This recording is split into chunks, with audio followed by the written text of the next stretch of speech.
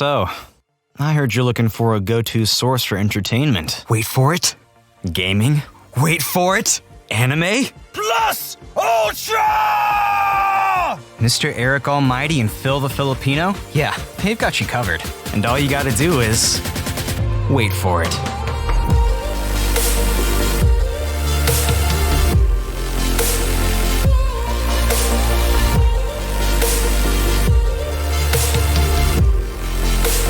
This is the Wait For It podcast.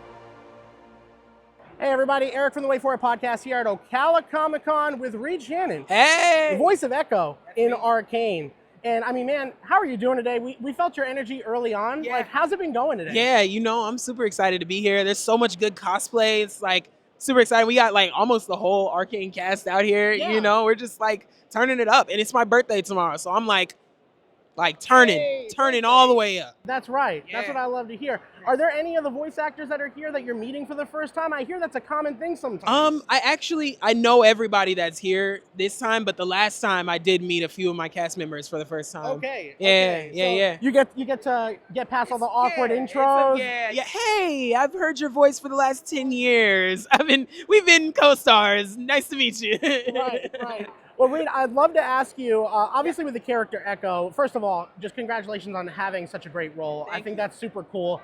What was it like getting the call to be able to do that? And what was like your first initial thoughts of just like jumping into this wide world of Arcane? You know, it's crazy. What makes Arcane so good is that it's really handcrafted, you know? And so for the first season, it took like 6 years to make, and we didn't even know it was gonna land on Netflix for the first 5 of them, you know? And so when I got the call to audition, I was like, oh, this is cool. It's like a real fantastical universe. And then it was just like really cool to see the process happen. You know, they only had the art, and every time I saw some new art for him, I was like, oh man, this is legendary, you know? And now it's just one of those things. I'm like, man, I get to go to Comic-Cons all over the world, you know, and talk about such a cool, like time traveling character, you know? Right. who could complain? Exactly. And I'm curious, Reed, everybody kind of puts their own little spin on a character. Yeah. So what is something for Echo that is purely Reed?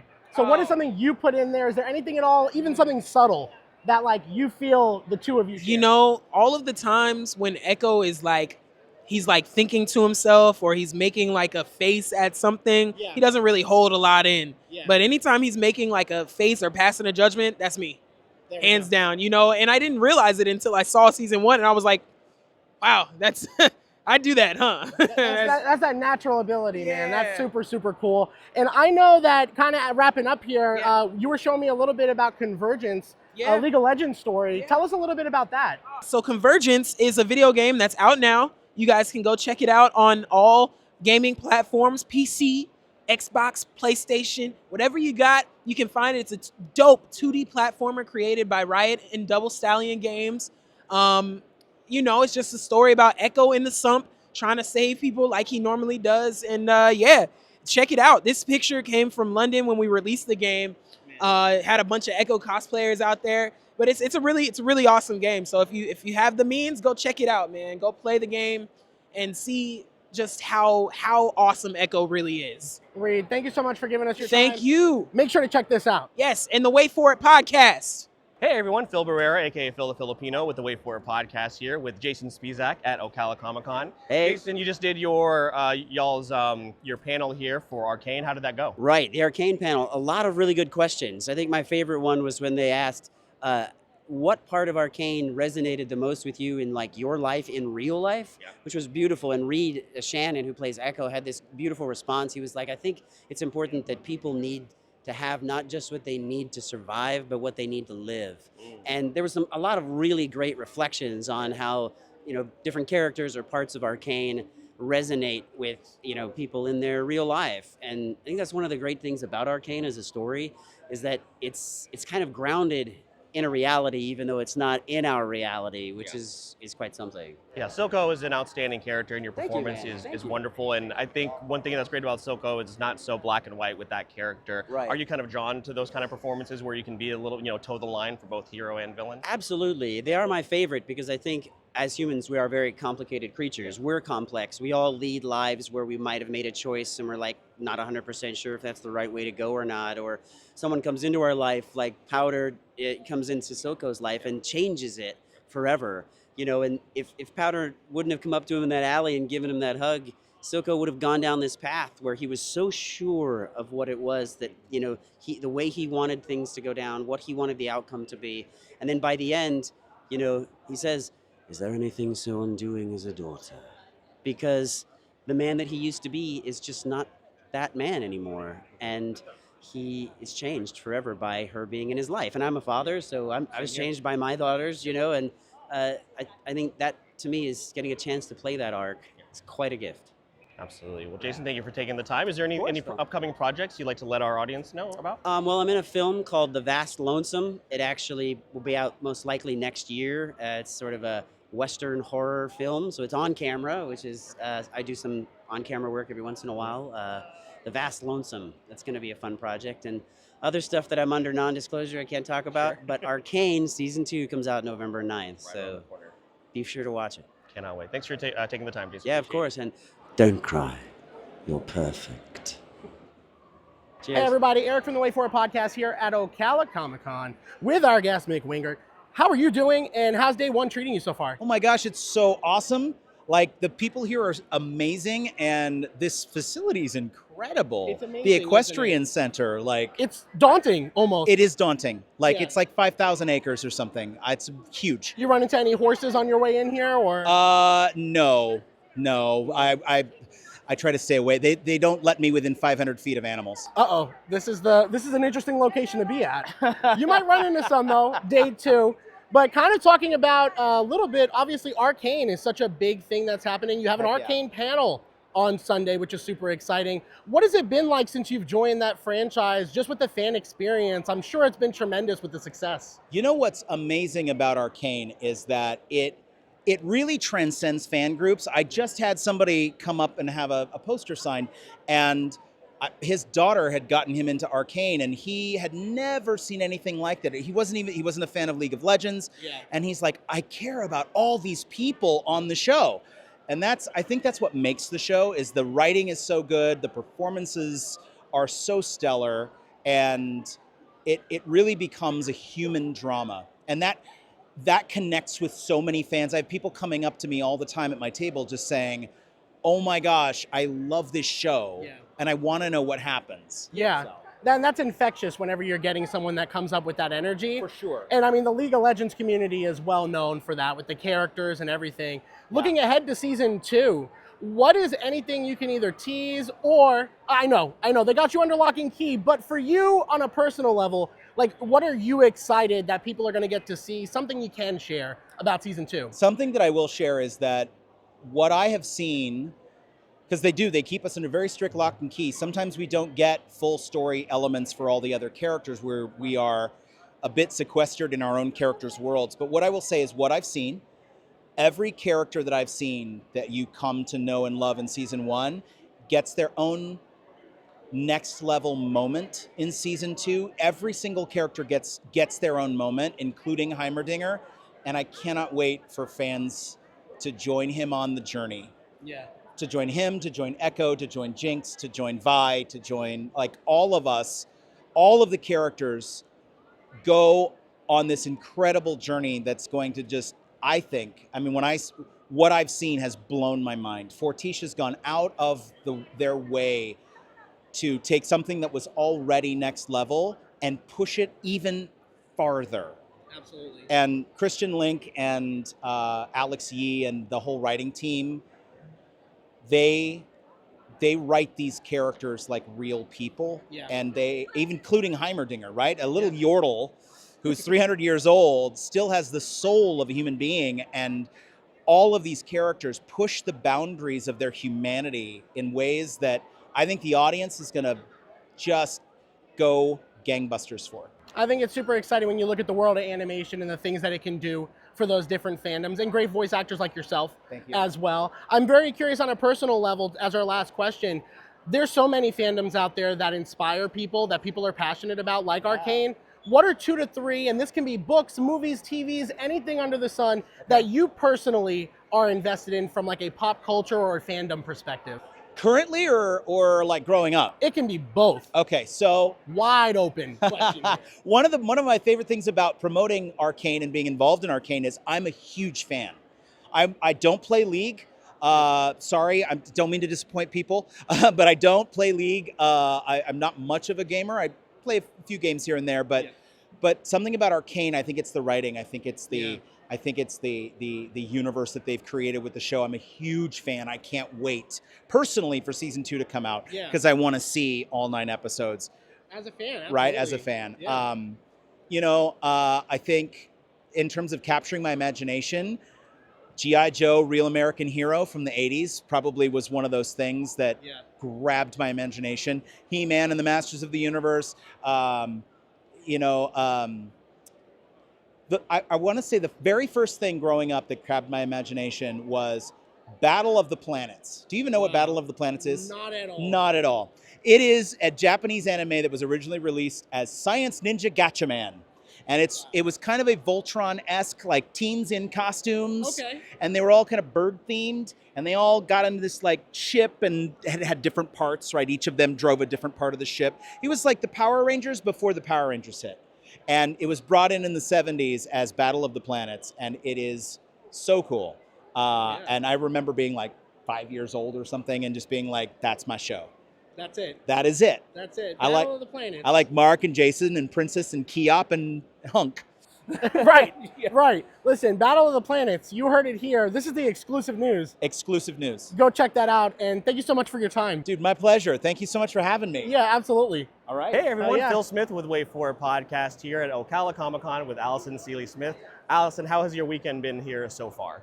Well, it is day 1, and I am having an absolutely fantastic time. What makes these comic conventions absolutely wonderful to be a part of is the people.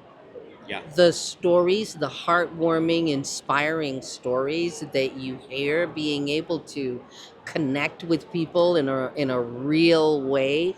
That was an opportunity that we didn't have in the 90s. So that's what makes this experience so much more different, and I don't know. I just love it. It's really cool in a very tangible way, and the big difference for me is this ability to connect with our fans and to realize, literally for the first time, the impact that these characters and these stories have had. Absolutely, and I'm sure you've been asked so many times about what it's like to have all these new fans coming into this show, discovering it for the very first time. So just as me, as also a person of color who was, especially in the 90s, I'm in my 30s now, so growing up and trying to find shows that I could really relate to. What's that been like for you as far as the representation of Storm and people and little girls coming up to you and sharing, they see themselves in this character? So amazing. Yeah. So amazing. And I mean, again, when you do it in the 90s, you understand deep down as a person of color how important this is, because there was a lot less representation in the early 90s than there is even nowadays. And so even back then, you knew in your heart of hearts how important it was, but what you didn't have was the people actually coming up to you and telling you. And I mean, I have a couple of stories that really brought home to me how important this was. There was a black woman and her daughter, and they came up, and and they were talking, and they were telling me how important it was for them to see themselves represented, and for the mother to be able to share that kind of representation with her daughter. And then she said, but this goes back another generation, because she said when she was growing up, her father was one of those very strict, very conservative dads, and I could empathize because I come from the Caribbean and my dad was very strict and very conservative. But he didn't want cartoons shown in the house. He thought that as a young black woman, that there were better role models for her to follow than some flying, leaping superhero. And they said, Dad, you've got to watch it though. You've got to watch it. Don't do that. And so he came and he watched it. And when Storm came on, he said, oh, because for him, it wasn't just about the raw power of this character. It was her leadership qualities. It was her gravitas, her dignity. And what she said was, my dad thought you were really classy. And so he let us watch X-Men. And I thought, that's really cool. And you know something else I found out? I always, as a Black woman, think of it as representation being important because, of course, as Black people, we need to see ourselves represented on the screen with positive role models that we want our children to be able to emulate. But this white guy came up to me and he said, and I have forgotten where he was from. Was it Pennsylvania?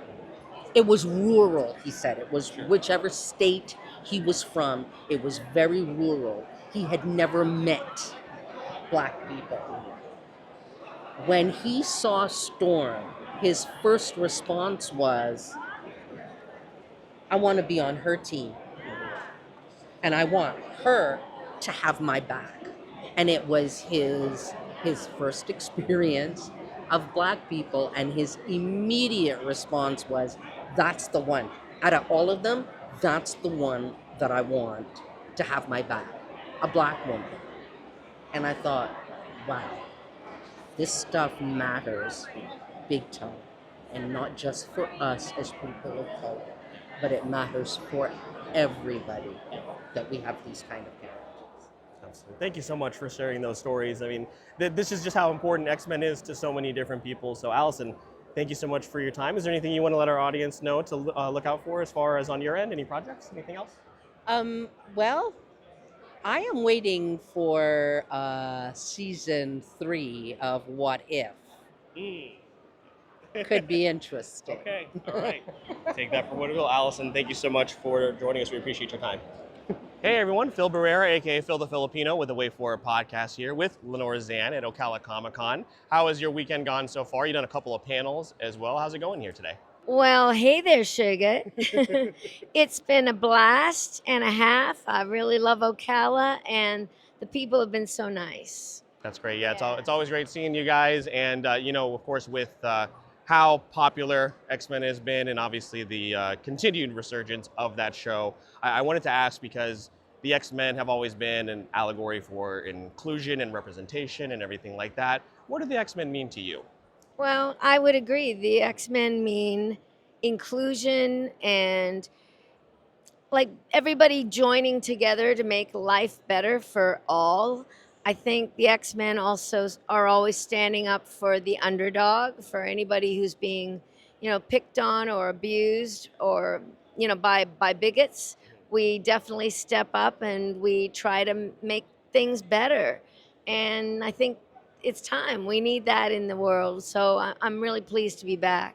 Absolutely, and it's always great to see the people behind the voices of these fictional characters that bring them to life. Is there a fictional character from your younger days that was really that kind of like maybe beacon or just someone you looked up to when you were younger? I didn't really have anything like that. I did love Disney, and I loved the world of Disney, and being a little girl from Australia. We used to watch The Wonderful World of Disney. It was called every Saturday night or Sunday night, something like that.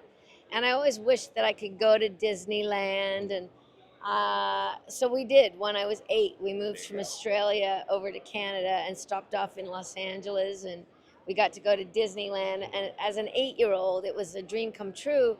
But if you had told my 8-year-old self that one day I'd be working for Disney and playing a superhero who can fly and is the strongest woman in the universe, I would have not believed you. So it's really pretty incredible. So have you been to Disney World, which is ours? Yes, I have. With the bigger castle. Yes, I loved it too. I did that one as an older person and had a great time. Great. Well, Lenore, is there anything else you want to let our audience know that you're working on? Any future projects you'd like to plug? Thank you. Yeah, actually, I have a book coming out. Oh, okay. My memoir is coming out called A Rogue's Tale, Love it. and that will be available in October. You can get it through indigo.ca or through Amazon in October. Just order it on Amazon, Lenore Zann, A Rogue's Tale. And I hope you all enjoy it. It's my origin story. So I think you'll get a kick out of it. Bring that book to the next convention that Lenore. That's right, and I'll be happy to sign. Lenore, thank you so much for taking Thank the time. you. Thanks for having us, y'all. Bye for now, sugar. I heard you're looking for a go-to source for entertainment. Wait for it. Gaming.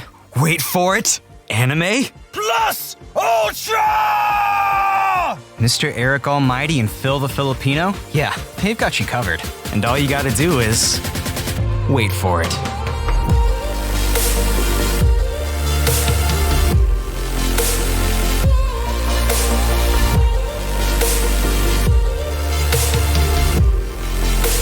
This is the Wait For It podcast.